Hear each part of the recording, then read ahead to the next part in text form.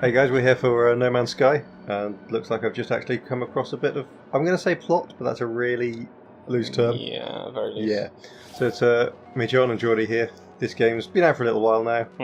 The controversy around it is sort of dying down, so I think we can really start looking at the actual gameplay. Yeah. Not really so much about whether or not it lived up to its promises. No. Although we can't really do a video on it without talking about that. What have your thoughts been so far about it? Because I know that I came over quite a while ago, and you say that you haven't played it since then. No, I'm just going to get into the space station. I don't think the game is worth the AAA price that it had. No. I remember when they announced the price, there was a lot of controversy about that then, and I felt like, yeah, no, just because they're a small team doesn't mean they can't. If they're making a big game, they should be able to charge a big price for it. Yeah. But I don't think that they've actually delivered a AAA game. I think it's got the scale, but it doesn't have so much to do in there. Anytime I think about it as Minecraft. When Minecraft came in, obviously it was an indie game. I wouldn't go to the extent of it being a AAA game, but it has sold a lot. Yeah. It's just not the same amount of money hasn't really gone into it. I suppose by now it has, but there is a lot of depth to the gameplay in Minecraft, though. I never got into it myself, but I've seen people online. They've been making actual working computers within the game. They've got calculators. And there's much more to explore here, but the systems don't work together so well. No. Or the systems don't work together at all. Are they still working on this game? Are they going to be doing more for this game? There's been a lot of silence from the developers since the game came out. They say they're working on a number of upgrades. Base building, for example, is going to be added in. That's cool. But we haven't heard anything for a while. I do trust that they are working on this, but I'd imagine they're a small team. They put a lot into this, and now it's getting torn apart by the community. I can imagine there's a Sony backtrack as well. I haven't seen anything yet, but I don't really see Sony talking about No Man's Sky anymore. No, all I've heard from them is them say, yeah, they kind of messed up on the marketing for that one. Yeah. So this is essentially the plot of the game. You're trying to make your way to the centre of the galaxy. Not really sure why. There's supposedly a number of different paths you can take, and this is the path of Atlas. I don't know if that is Atlas. I don't really know. I think it makes sense that it would be Atlas, but there is a purpose in this, I am certain. The Wanderer's Way beckons, heedless of direction, freed from all control, but balanced against it is the promise of raw knowledge. The Atlas needs me, so it may know itself. I am at a crossroads of a momentous decision. I feel it with every parsec I travel. The open stars call to me, stirring something primal and undeniable. The path towards the endpoint unfolds. I must decide where my fate lies. Incredibly vague. It's full of this really, really vague. This language on the screen here, you can learn words from the language. Get some deciphering. I thought there were only 3 alien races, but I think Atlas counts as a 4th one. Oh, right. He's got his own separate language. But yeah, all of the text you come across, whether it's related to the plot or the side quest type things, other things you can do, it's all very evocative but vague. And that's kind of that is the point of this game. Yeah. It was meant to evoke feelings of... Yeah, there's a mystery. There's something that you have to solve. That's the whole idea of it. But I don't know. I think I like mystery, but there's something different about this game, which it's less about... it isn't as fleshed out as I first thought that it was going to be. Yeah. The game that this really reminds me of, and I've not seen anyone else sort of talking about it in this sense. The game this really reminds me of is actually Dear Esther. Yes, yeah. No, I get that. Because it's all about exploration without anything really to do in the places you're exploring. You're getting all this narrative text thrown at you, but not in any particular order, and kind of poetic verses as well. Yeah, supposed to derive meaning from that. This game is a walking simulator, but they've tried to dress it up as they've put gimmicks in it. That's what they've done. It's a walking simulator with survival elements, but the survival elements they more get in the way than add to the game, because you're rarely in any actual danger from the survival. It's more just busy work, collecting things to keep you alive. I think, and I believe I was telling you this before, I would love this type of game, and I think you were saying actually in Mass Effect, you'd love this kind of thing inside of a Mass Effect world as a small part of it. not necessarily a small part, but something like with what was the name of that car that you drove around in the first the one? Mako. Yeah, like that kind of thing where it's an extra thing that you can do where you can go across these worlds and find new things. It feels like that would be a gimmick inside of a AAA game. Yeah. And I would absolutely love it if there was an actual proper storyline and almost... Or even procedurally generated stories. Yes. You can do that. That's what we were talking about before, and the fact whether you can actually create proper... This is my favourite part of the game, is flying around the surface of a planet, looking at all as it generates beneath me, trying to find interesting things to land at. Yeah. I mean, the parts that I tend to go for, I tend to try and look out for the alien monuments, the ways to learn the alien language. Oh. One of my favourite planets I found so far had these glowing pearl things just scattered all over the surface. Yeah. Whenever you picked up one of those, all of the sentinels, which are the planet's protectors, would trigger and try and kill you. And those things were worth quite a lot. Yeah. And I found one of these stations nearby. Yeah. So it was quite a fun game of grab as many as you can and get back to the safety of the station. Oh, awesome. And that's one of the few times in this game where I felt genuinely like there was some gameplay involved, some skills, some danger. Yeah. I'm glad we found a planet with some interesting life on it. Most animals are quite friendly. Those I've come across a few more of those dinosaur type ones before. I think what I really like is the general fauna around here as well.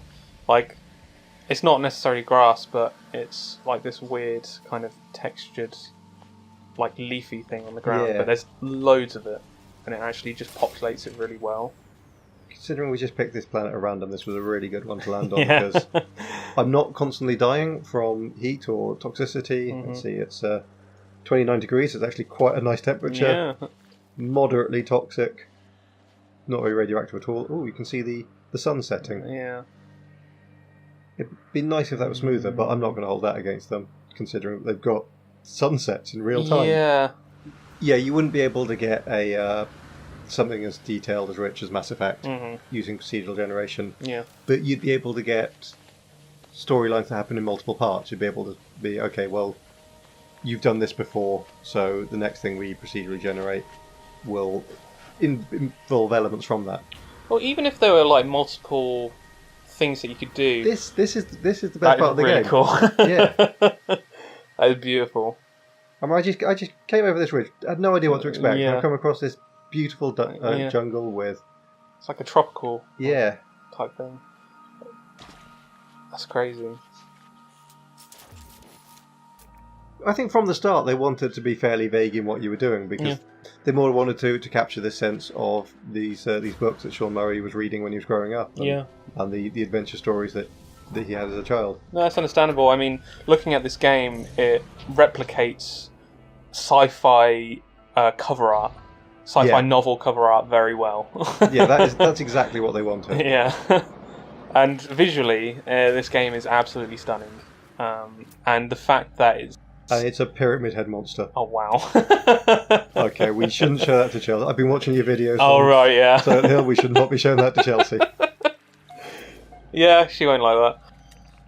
So yeah, guys, if you want to see more of pyramid head monsters, come back on Wednesday. On Wednesday, yeah. Wednesday is the day for Silent Hill Madness. I love this planet. This planet is amazing. It's really cool. I'm really glad that this game exists. It's one of those games that had to be done. Yeah, I don't feel... I mean, there's been loads of videos about did No Man's Sky lie to us? I don't think they ever deliberately lied. I don't think it did, no. I think a lot of the stuff they said early on was stuff that they planned on getting in the game, stuff they really wanted to get in the game that might not have worked out. And I just think the problem was that Sony picked it up. I think that is literally the problem. Sony sniffed it and they took it and they were like, this could be a AAA game and we don't have to pay the developers anything, kind of thing. And then obviously they're marketing this game as being the next big thing. Everyone knows about it now and everyone's expectations just goes beyond the imagination. Oh dear. We can go to a different world. We can go into space. I could actually show you space combat, although it's not that exciting. And we haven't encountered any aliens yet. No.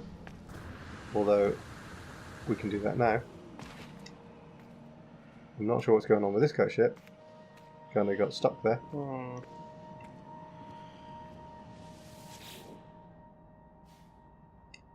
Yeah, cause, each system will have only one alien race in it, and it looks like this system is Korvax, who are these kind of, I think, robot creatures. They're dealing robots. Because I don't know if there's anything actually inside the suit. You can see down here, I've learnt the word traveller in their language, which is why that one's now showing up in English. That's cool.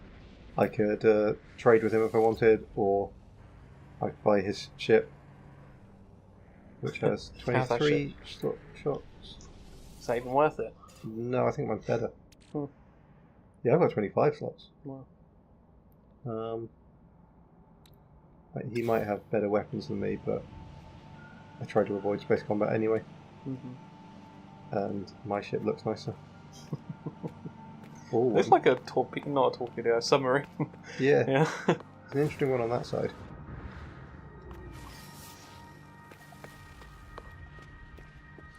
There's one landed on top of another one here. I like the look of this thing. It's got like nice pipes, isn't it?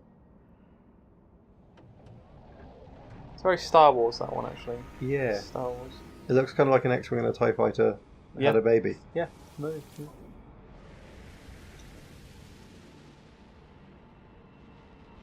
28 slots. How much each? 5 million. Not anytime soon, then. No. I didn't think it would be that big, because it's not actually that large looking compared to most others. Yeah. And this one managed to disappear. Oh, that's probably what happened on that side then. Yeah. What I'd like to do is find some of the ones I can actually interact with. So we're just going to fly around for a little bit. See if we can find a space base. Yeah, as a walking simulator, this is a fantastic game.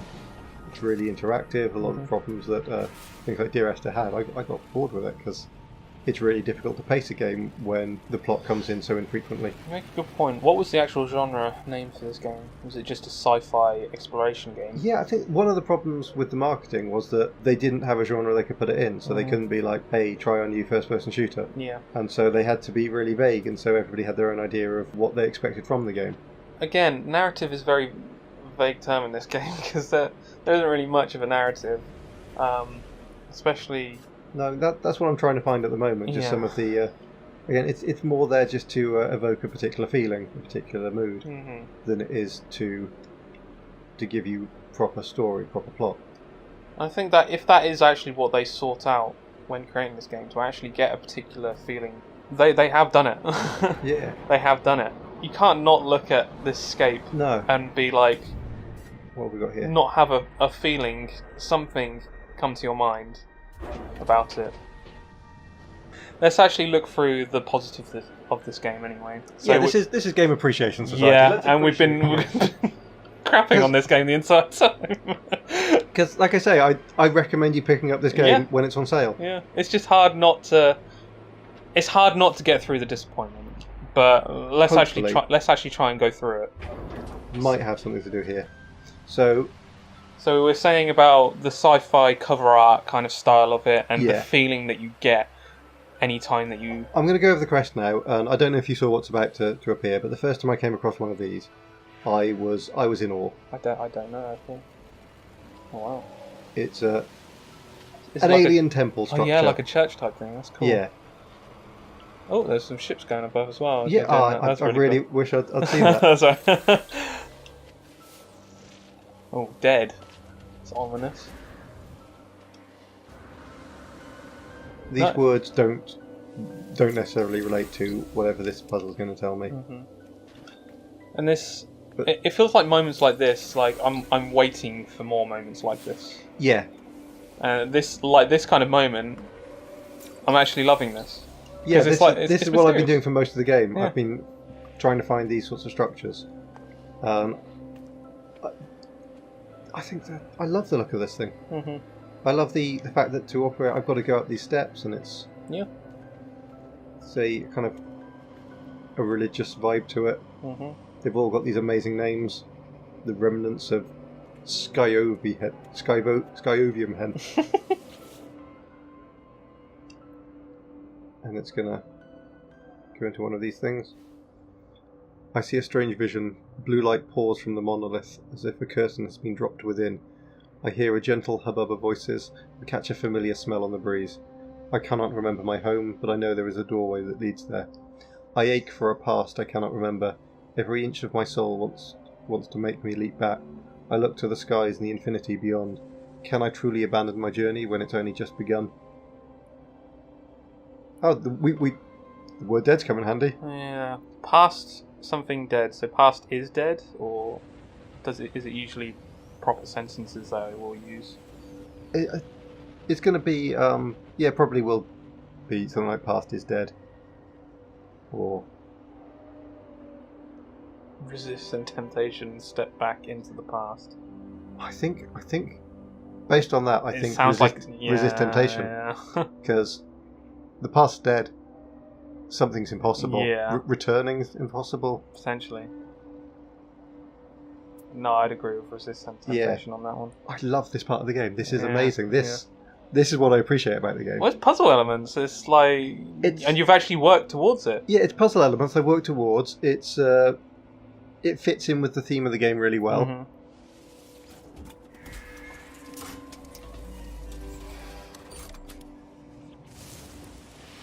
I tried to capture a memory of these sensations before turning away. The spirits that dwell here admire my decision. I am rewarded. Oh, awesome. So yeah, we made the right choice. Yes. And I've learned the Atlas word for burden. Some shadows move around there. Are there birds flying around? Yeah. No, I mean there's I think this is just like grass and pollen stuff on the wind, which actually looks really good. Mm-hmm. But I saw a shadow of something moving. I was wondering if it was a... Oh, I think it was just one of these. These are the sentinels. So I think we can agree that the aesthetics of this game is the main pull-in for this game. Yeah. Aesthetics and Hello Games did a fantastic job of capturing the world and the sense of wonder. And the fact that it's all procedurally generated and is still aesthetically pleasing to view anywhere that you go. Yeah. Like there's obviously certain planets which are a bit more barren and a bit less nice to look at, but it's still that feeling of like, oh, I kind of don't want to be here. Yeah, and exploration is really well done mechanically as well. I just stepped into my ship, took off in just seconds, and now I can fly around fairly fast. I found a trading post over here. If I scan, it might tell me about something else, but no, it hasn't. But a lot of the time, a lot of these things you uncover naturally because you are just flying around looking for.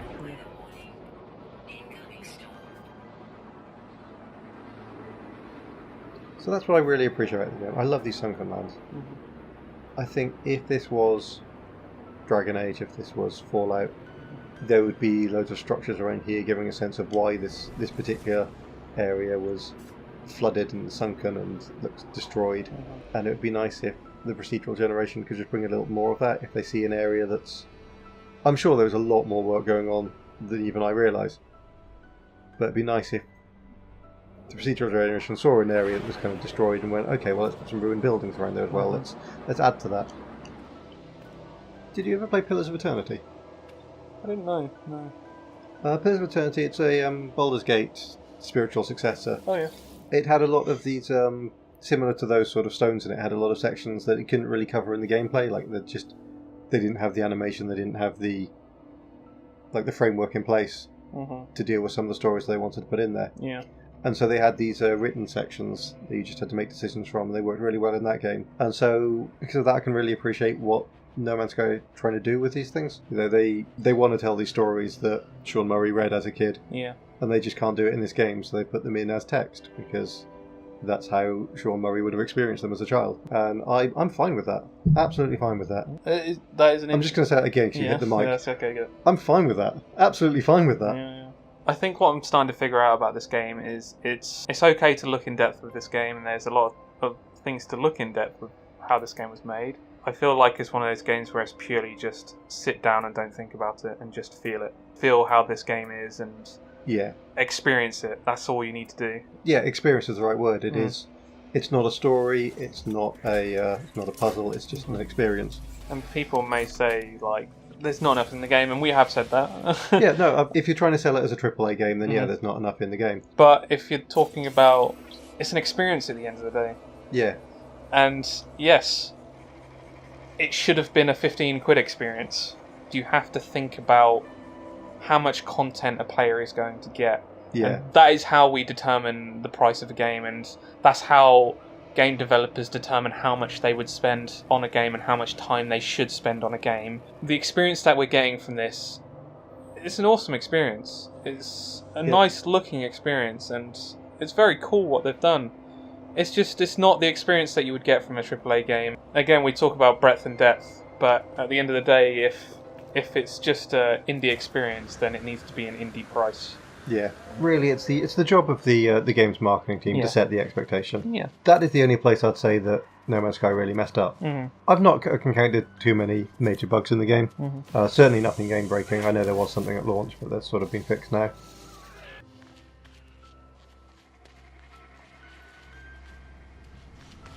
But yeah, the gameplay is great for what it is, for what it's trying to do. It's just players weren't told what it was trying to do. No. Not in a way that they really understood. And you can't really fault players for that when it's the marketing team, the developers, they're the only ones who really know what the game is like. It's just the thing is, if they marketed it as a type of Dear Esther kind of game, it wouldn't have done as well. It wouldn't have sold anywhere near as well, no. You've got to wonder if it was a necessary evil for this to actually happen, that the marketing wasn't quite correct on this game, and it has actually given us something new, some kind of new engine, something that hasn't really... It's been done before, but not to this extent. No. And as we were saying before, I feel like it's something... It's like a launch pad onto greater things. As much as I'd like to see No Man's Sky 2 with all these fixes in, Hello Games have kind of ruined their reputation a little bit with the community. And that's a great shame, because they seem like a genuinely nice company. The interviews I've seen with Sean Murray, he seems like a really likeable person who really has put a lot into this game. And I mean, the whole point of this game is to be constantly moving forwards. It makes it really difficult to go backwards, but you can always find the way forward. So we're gonna finish the way we started, with a trip into hyperspace, a journey on to the next station we can get to. So that's the next bit of plot be waiting for me in this system. And I think we're gonna start our journey there, but we're gonna end the episode before we arrive. Yep. So this has been No Man's Sky for Game Appreciation Society, and we're on our way to an Atlas interface in New Jersey, which I'm probably going to rename when I get there. Yeah, probably. Thanks for watching. Please, if you've enjoyed watching this, if you want to see more, like, subscribe, leave some comments for us. We want to hear what you think. We'll see you next time. Ooh. Yeah. What the hell is going on? Reich seems pretty cut up about it. What the hell, man? But he's given me 2 leads, Oberman and Link. So yeah, this is the kind of gore that I'm talking about in this game. Like, you see that? He just got, like, sliced in half. Yeah, and then we made a dickish James Bond style pun about it. It was pretty cool. I did like it.